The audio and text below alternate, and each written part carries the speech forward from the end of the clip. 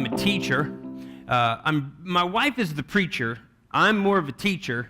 Sometimes I'll preach a little bit. It's in there. But this morning is going to be a counseling session. So I'm gonna counsel you. We're going to talk, and I think we need to get some dirt out. We need to get ourselves cleaned because we find ourselves in frustration. And I think we've all done it. So don't sit here and be like, no, I'm not frustrated. I'm perfect. No, man, we're all frustrated. And we're all in this together. So no one get upset. I don't know any of your junk. All I care about is just getting you to the place where God can use you. That's what I want. Because Kenny knows me. We've hung out quite a bit. Kenny, you know that I mean no harm towards anyone. Say that out loud. Say no. Not just because I told you to say no, right? But Kenny knows that I just want to talk. I just want to get here. I want us to lay it all down and get it out. So where are we coming from?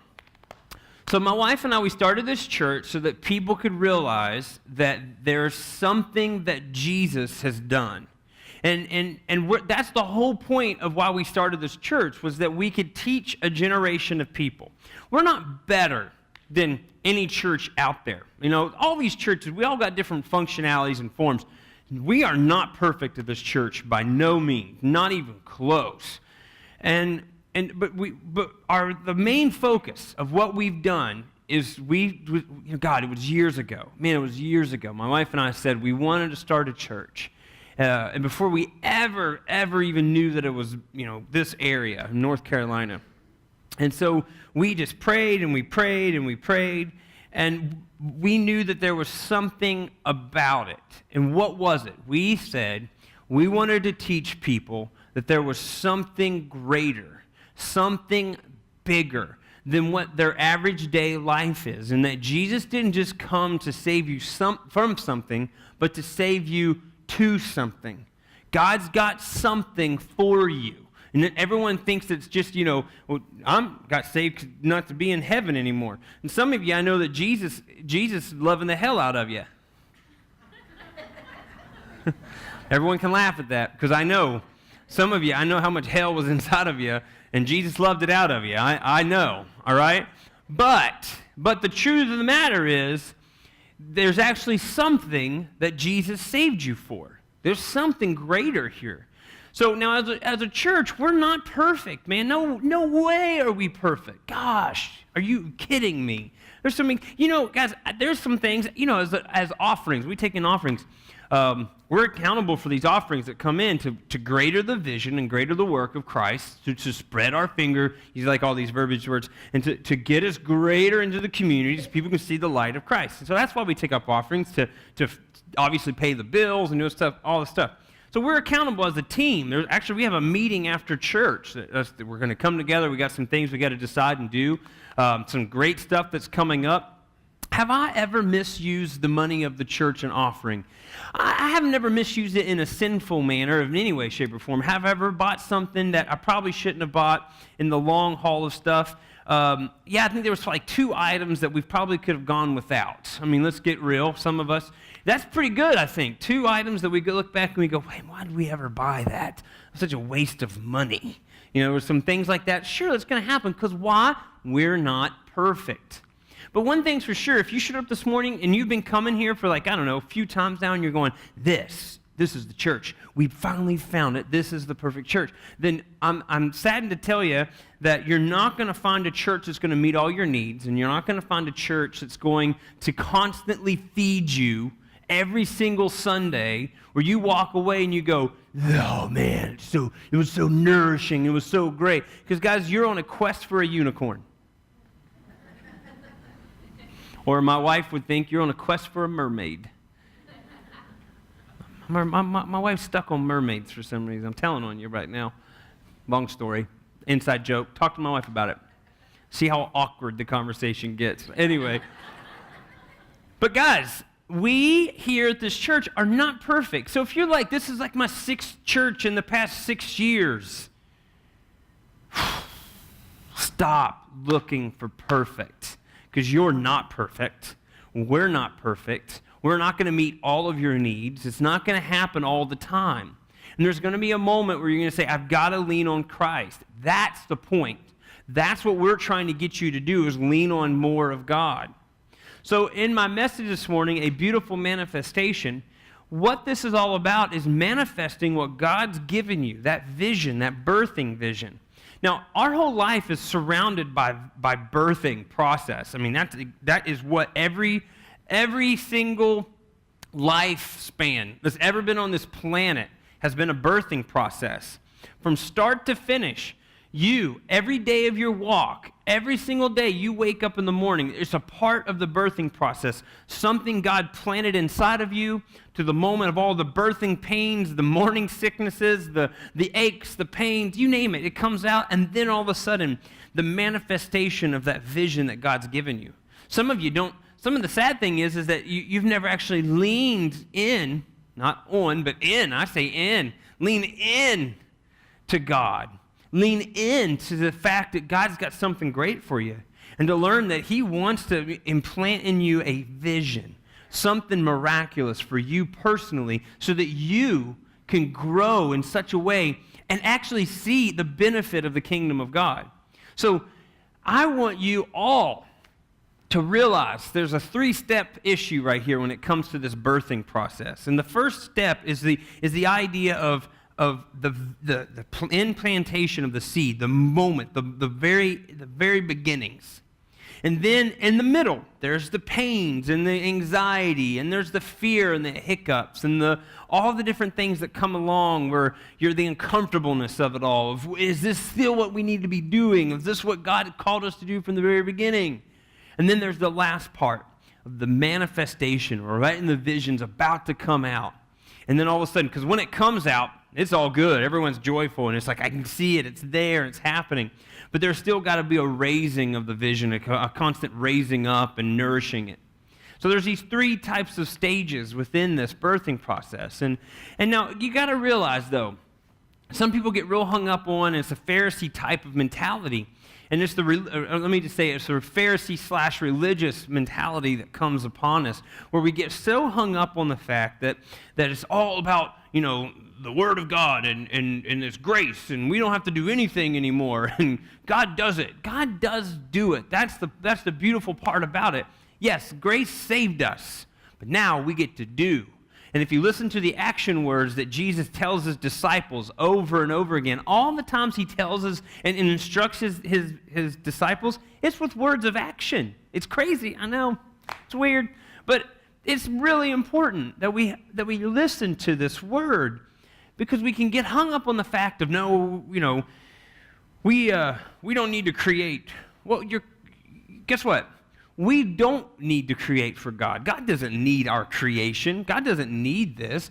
We don't create for God, all right? We create in response to God because the world needs it. That's why we create. We create in response to what God's doing in our life, and then the world sees it. That's the fire inside you, the ignition switch that should turn everyone on this morning that goes, yes, I want to create for God. I want a vision. I want something to manifest in my life so that I can be who God's called me to be. Because everyone knows, if we had a moment where someone, an atheist or someone who just is far, far, far, far, far, far, far, far away from God, and they ask you, why? Many of us are going to fail at the why factor, because we're going to try to give them scriptures, and we'll sit there and go, and then there's this one scripture, and you'll try to remember it, and it can't come to you, and then finally you just go, it's in Google, just Google that thing. I swear it's there, and we kind of fumble over our words. We feel like there needs to be a instruction of step process of leading someone to the cross. But I promise you this, if you are in your vision birth, the birthing of that vision, and it's all coming together, you will have a story to share with people, with others. You will have something there that's going to be great and splendorous for all to see. And they're going to see this inside of you. They're going to see the excitement of what God's doing with you. That, my friend, that is the part that shines, that makes people want to come to know who Christ is. That right there, because they see that God's actually using you. See, the problem is like we've got a lot of folks running around saying, I know Jesus, but then you're not even being used by Jesus. And there's a reason why you're not being used by Jesus, and that's because you've let things come in your life. Because see, here's the thing. My wife and I, we weren't supposed to even have children. We were told that she had a sickness that we weren't going to be able to have children. The doctor said, you guys just go ahead and start having kids if you want. And just keep trying, because it's not going to happen. So we were like, what? We were pretty devastated. I didn't even know, what was going on. I was still oblivious. I have a hard time pronouncing what it is still today. It's a hard word for me for some reason, because I just don't believe it. That's what it is. Yeah. So here in this process, my wife, she got herself together. She paid attention to what was going on in her life. So for a few months there, my wife, she knew how to do this. So in the spiritual realm, she prayed. She sought God. In the natural realm, she fought over any kind of temptation of putting things in her body that she wasn't supposed to, some type of a food or something of the sort. She got herself in line for God to be able to plant the seed. And so, no joke, I know this is really graphic and I apologize, but one time, my friends, one time, everyone gets all hung up. Let me tell you something. That doctor was so wrong, so wrong. We had kids immediately right out the gate. Here, I thought it was going to take us like 10 years because the doctor was like, yeah, good luck, One time. One. It's crazy. Whew, gosh. Now 4 kids later. But one thing I've learned, I know, amen, I trust me, I am so thankful, and I'm a blessed dad, man. I'm excited. But God put all the instructions there, and he put us in a place to use us. So we were paying attention to what was going on in our lives, and we were paying attention to these things, because you know what? We wanted that vision. We wanted God to birth inside of us something great. So we paid attention to our steps because God has ordered them. We know this. The Word tells us this. He's ordered our steps. He's numbered our days. He knows us. He knows every head on every hair on our head. He knows it all. Everything about us He knows. And we know in Malachi chapter 3 and Numbers 23 that our God does not change. Our God is forever the same. He is it, man. He knows. He doesn't go back and forth wavering what he says and what he tells you to do. He doesn't go back and forth. He tells you what he wants, and that's it. So why is it that sometimes it's hard for us to sit here and go, well, what's next? What's God want? We get impatient. Man, we let things come in our life that we should not. You guys can all leave this morning, and I'll continue to keep preaching because I need to hear this message.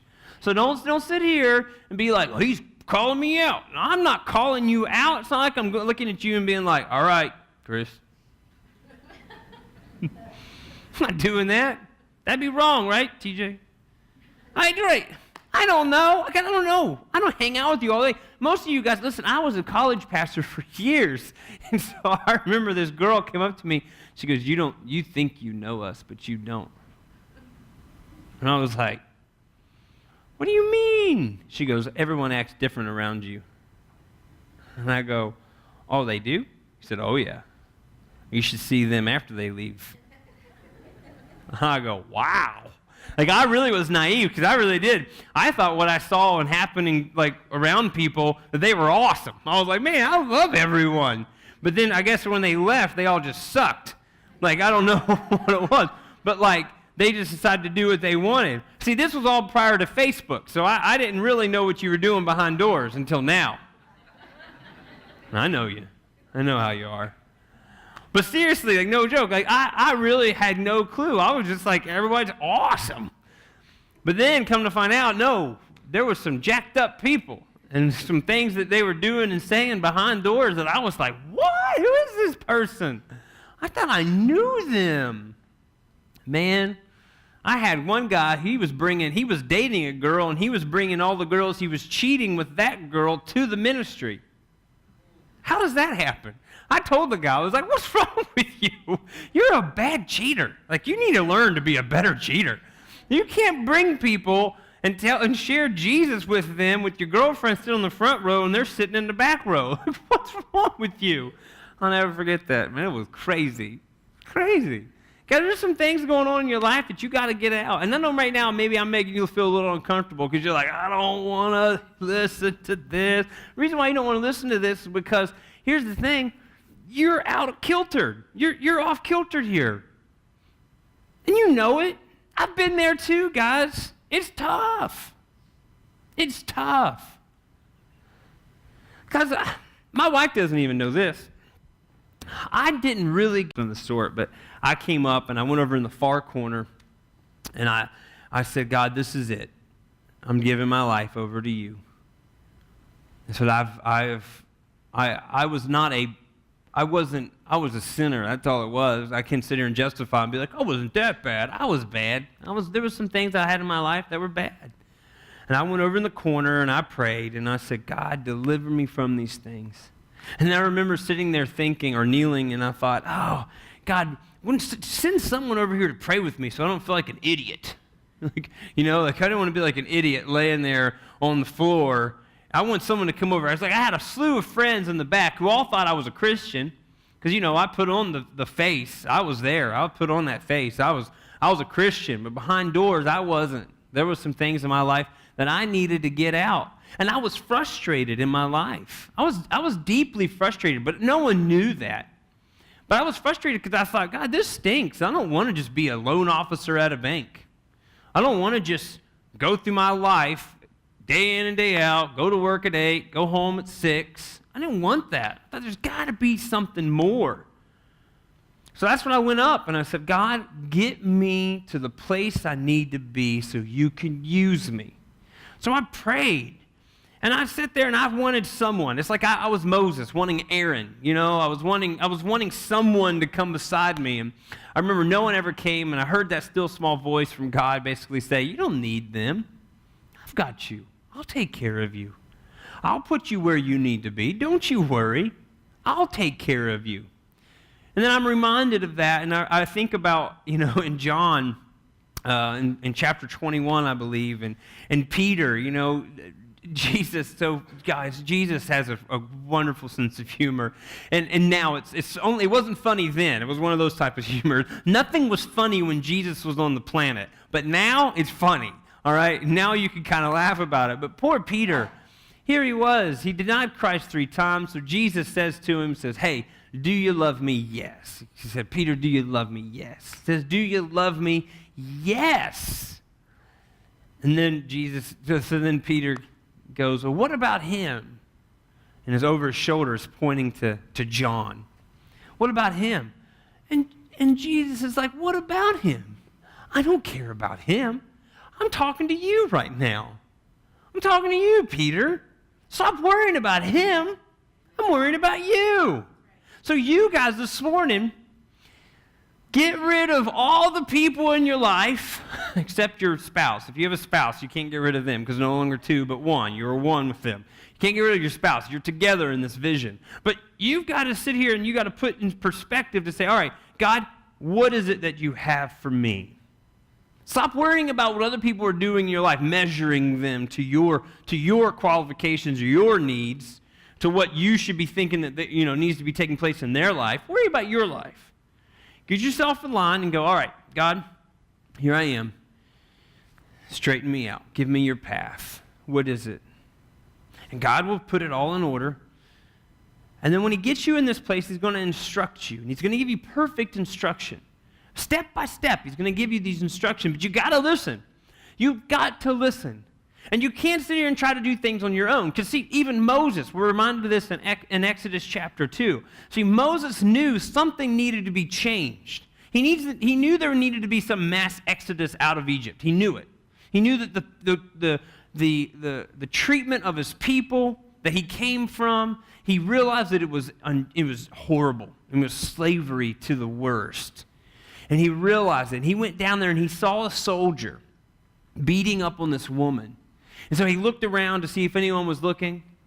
And then he took it upon his own hands and he killed that soldier. And then he buried the soldier. And so the next day he goes back down there. and he sees two men quarreling, and from his same culture and background there. And so he says to him, he says, "Why are you guys fighting?" Because in Moses' mind, he was like, "You guys got it. Like, you guys have the stuff, and why are you guys fighting amongst each other? You guys should be fighting against your captive, the people that have got a hold of you in chains." And so they look at him and go, "What? So what, you going to kill one of us now too?" Oh, man. So Moses immediately gets fearful that Pharaoh's going to find out. What happens? Pharaoh does find out, and so Moses flees. See, when Moses tried to take it upon his own self, he ended up killing a man. And in killing a man, he does it all wrong. He even tries to hide it. He tries to hide. Anytime you've got to hide something, that's bad. When you got to hide stuff, that's not good. That is a good, clean, clear sign that you are not following the instructions of God. Because let me tell you something. God ain't shameful about killing people. I don't mean to say it like that, but read the Old Testament. I know Kenny's like, "Wow, you just said that." He's not. Man, God's like, they need to be dead. All right, let's do it. We're going to do it like this. We're going to crush down the walls of Jericho. I mean, seriously, when God does, it's like, "I'm going to send some plagues, all right? We're going to kill everybody. We're going to wipe them all out." Because if they need to be dead, God will do it. So don't worry about it. God will take care of it. But the thing is with us, when we try to do stuff our own selves, we try to hide things. We hide stuff. We're secret about it. We're not open. Guys, God can't use that. And all you're going to do is you're going to be in a constant state of confusion, void. You're going to be disgruntled. You're going to just be unhappy. Guys, you got to let it out. You got to be open. You've got to cast it all out. You got to be open. See, I went to the altar myself at age 21, and I said, "This is it. God, change my heart. Get rid of all the nasties in my life. I don't want to be a part of it anymore.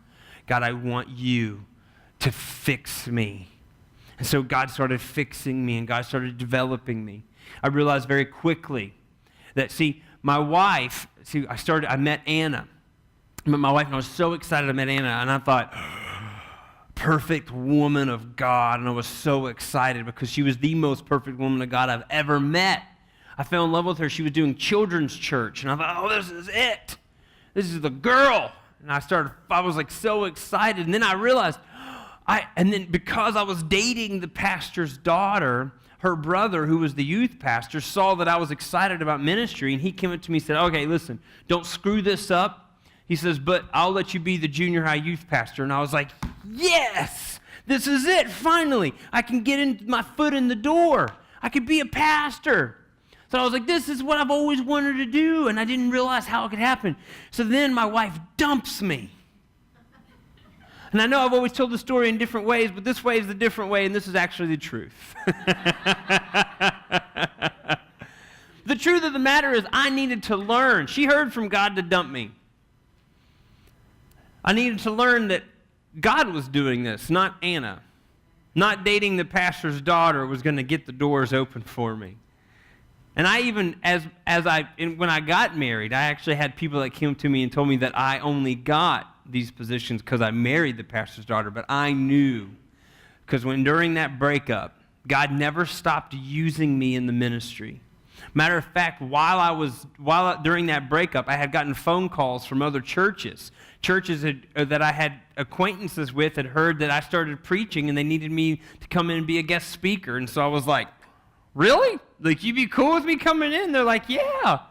I drove to Tennessee. I drove to Virginia. I was all these different places doing what God called me to do, and it wasn't because that I was dating the pastor's daughter. And that was nice, because I had a thought in my head that the only reason I was in the ministry was because I was dating the pastor's daughter. So lo and behold, we got married, and the rest is history. But for me, what took place was that God was aligning me. So I'm asking you, is God aligning you? And so as you're getting aligned, guys, get it.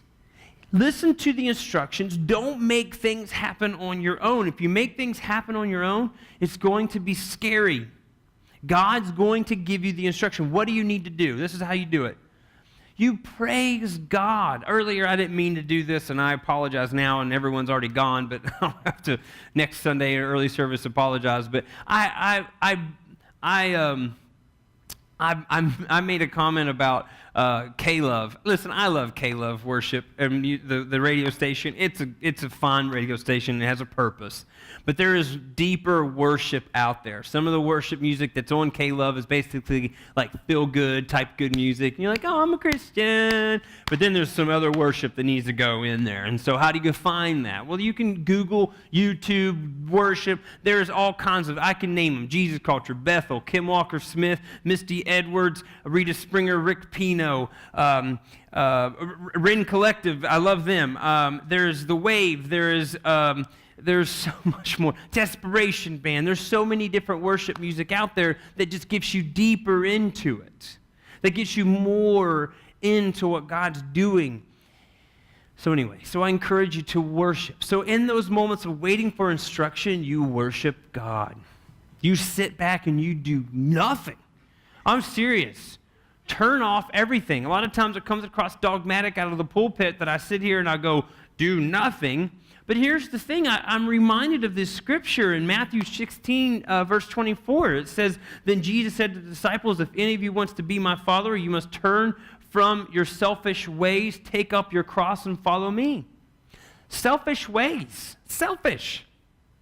Our desires, our hobbies, our things, those are mine. You know, we get all defensive. That's what I like to do. Sometimes you got to get rid of your selfishness. There's a period there. I'm not trying to take, God doesn't want to just take away all your joy and all your fun. If you're like, I love fishing, God's still going to let you fish, all right?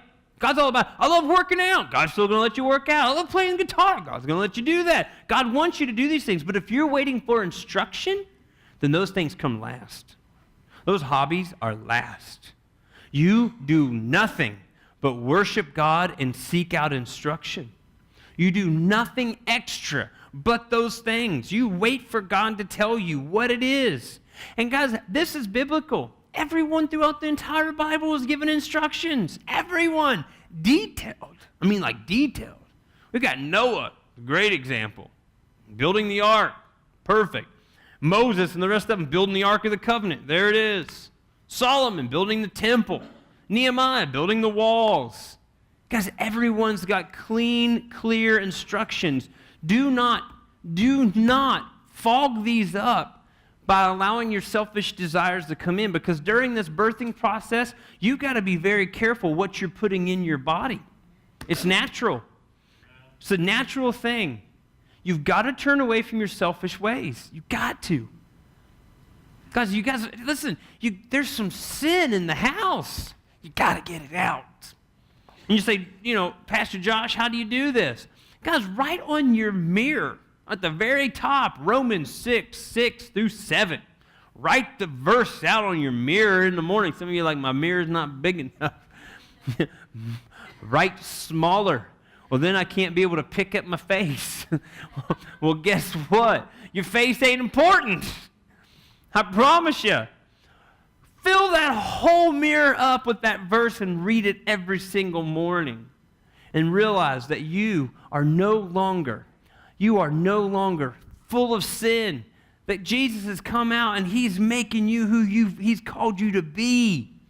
Guys, do it. Make it an effort. Worship God. Everywhere you go, you are the temple of God. So sit here and worship him. Hear it out. Guys, in the very beginning stages when a woman gets pregnant, what happens? Morning sickness. This is the worst for ladies. It's horrible. Every single morning. They know that it's just a matter of waking up. They just say, I don't want to wake up. It's going to be bad. And they wake up and it's bad. Guys, that's the enemy, man. It's the enemy. The enemy's going to come in. The minute you get that vision, the instruction is implanted in you, like, oh, I'm excited about it. Guess what the enemy's going to do? The enemy's going to do everything that he can to cause you to be sick so that you puke up that vision, that you turn your back on it. Guys, he wants you to fail. Guys, there's no failing. This is not an option. Not an option at all. Let me tell you something. In Boy Scouts, I remember them telling me, said, hey, when we go camping and a bear comes, you play dead. Easy enough. I told the scout leader, I said, I'm going to climb a tree. That's what I said. I'm going to act like I was cool because everyone else was like, no, we're going to lay dead. And I was like, I'll climb a tree. God said, well, you're going to be the first one dead. I go, all right, I'll play dead. It's a natural thing for all of us to just want to play dead when opposition comes. It is. It's a natural thing just to lay over and be like, I'll play dead, and hopefully no one will notice. Well, I'm here to tell you, guess what? We don't play dead. Christians don't play dead. Because God came here to give us life. All right? So we have life and life in abundance. So we don't play dead because, guys, guess what? Opposition, any opposition that comes in your life can be your greatest opportunity.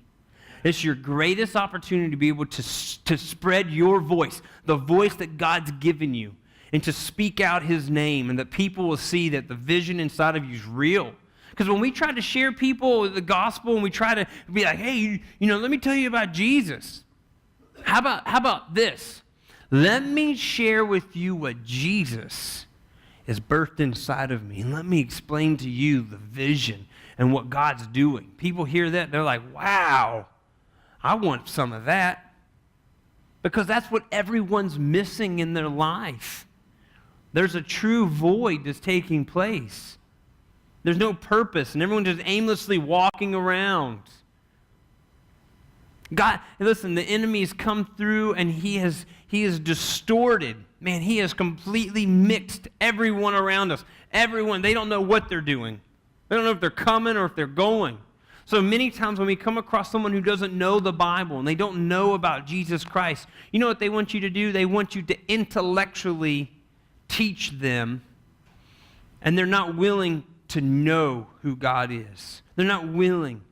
They're not willing to be one and the same with Him. And what do you mean by this? Sir, my Bible's upside down. Okay. I have to find it. This is spontaneous.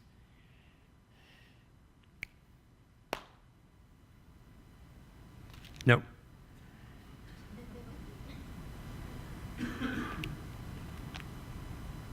I can't find it. Nuts. God created us, right? In our image. And He uses the word like in our, like the pluralness of it all. And so here's the thing. It's the Trinity.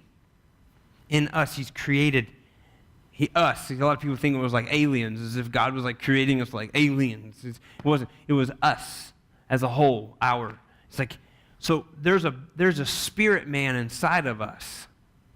There's a spirit man. See, we try to make it all intellectual. That's what the enemy wants to do. All intellectual. It's got to be the flesh. It's mind. We got to it's the spiritual. When we connect with Him, then it's like this aha moment comes over us, and we can actually do what He's always intended us to do, and everything comes more clear, and it's like I'm satisfied for the first time in my life because I'm actually doing it in the fullness of what He's created us to do.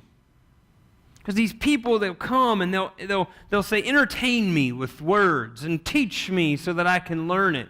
That's all our society is built around now. We're like, it's the information highway on the internet. I mean, it's crazy. You've got to teach me. Teach me. It's like, hey, no one can believe that God can just create the heavens and the earth. It's like, no. You've got to give me scientific proof. No, I don't. I just know that God created it. That's not good enough. It's like, yeah, it is. It's totally good enough.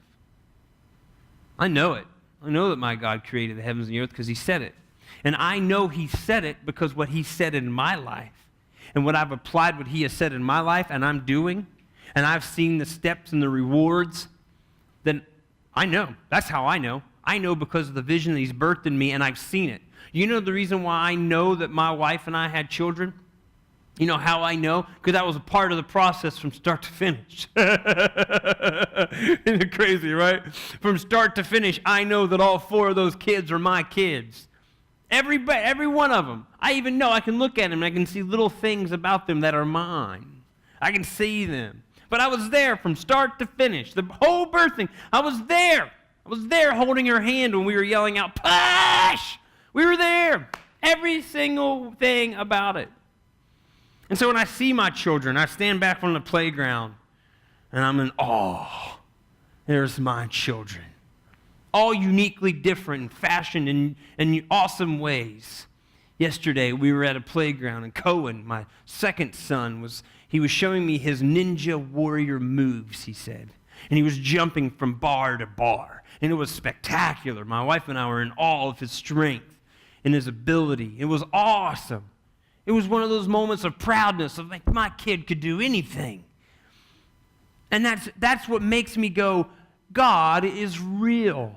Because I look the same way in the natural of things, not just what God's done with my own children, but my own vision that God's seen, I've seen come to pass because I've seen the beginnings. And I've gone through the birthing pains and the hurt and the fear. And I thought, oh gosh, this is it. And I've leaned into God. And God's birthed out a manifestation that was awesome. And so I look back and I go, oh, this is it. God. And what's funny is then he impregnates us again and again and again our whole life. But I'm able to look back at the past moments and go, man, God did that in my life. He can do it here. God's going to do it greater and bigger. And it's awesome. But you've got to grab hold of it.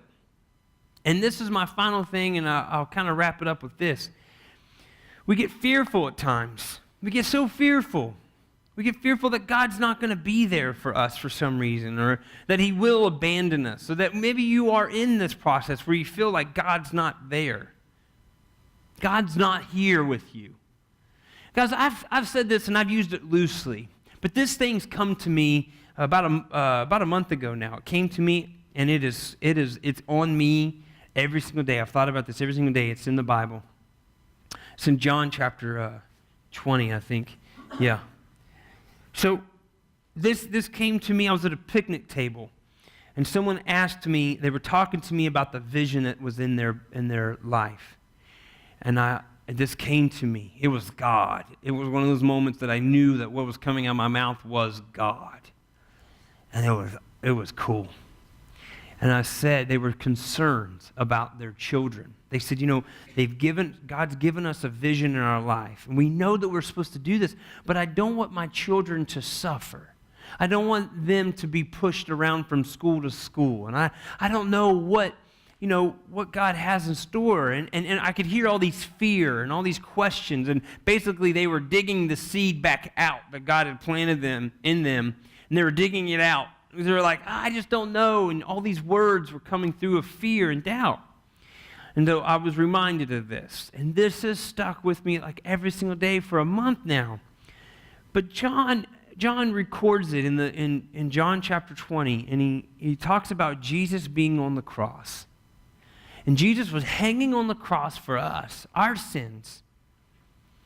The world, like the world. Like think about the heaviness of this, that Jesus is on the cross for the world.